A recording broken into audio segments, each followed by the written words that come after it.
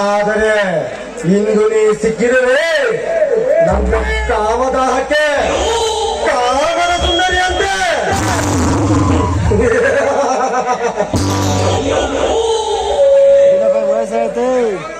ಕವಿತಾ, ಏನು ಯೋಚಿಸುತ್ತಿರುವೆ?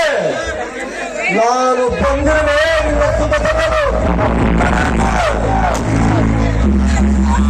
ಓಹೋ, ತ್ರಿನೇತ್ರ ಅವರು ನನ್ನ ಪ್ರೇತಮ ಇಲ್ಲದ ಸಮಯವನ್ನು ನೋಡಿಕೊಂಡು ನನ್ನನ್ನ ಅತ್ಯಾಚಾರ ಮಾಡಲೆಂದೇ ಬಂದಿರುವೆಯಾ? ನಾಚಿಕೆ ಆಗುತ್ತವೇನೋ ಈ ನಿನ್ನ ಗಂಡಸ ಜನ್ಮಕ್ಕೆ. ನನಗೆ ನಾಚಿಕೆ?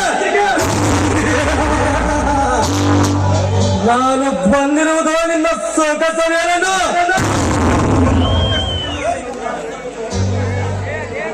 ನಾನು ನಿನ್ನ ಅಂದವನ್ನು ಅನುಭವಿಸಬೇಕಂತ ಸಾಕಷ್ಟು ದಿನಗಳಿಂದಲೂ ಆಸೆ ಪಟ್ಟೆ.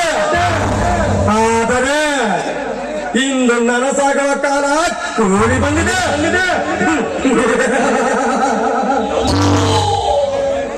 ಮುಚ್ಚ ಬಾಯಿ ನಾಯಿ, ಎಲಮಿಲ್ಲದ ನಾಲ್ಗಿದೆ ಎಂದು ಬಾಯಿಗೆ ಬಂದಂತೆ ಮಗಳಬೇಡ.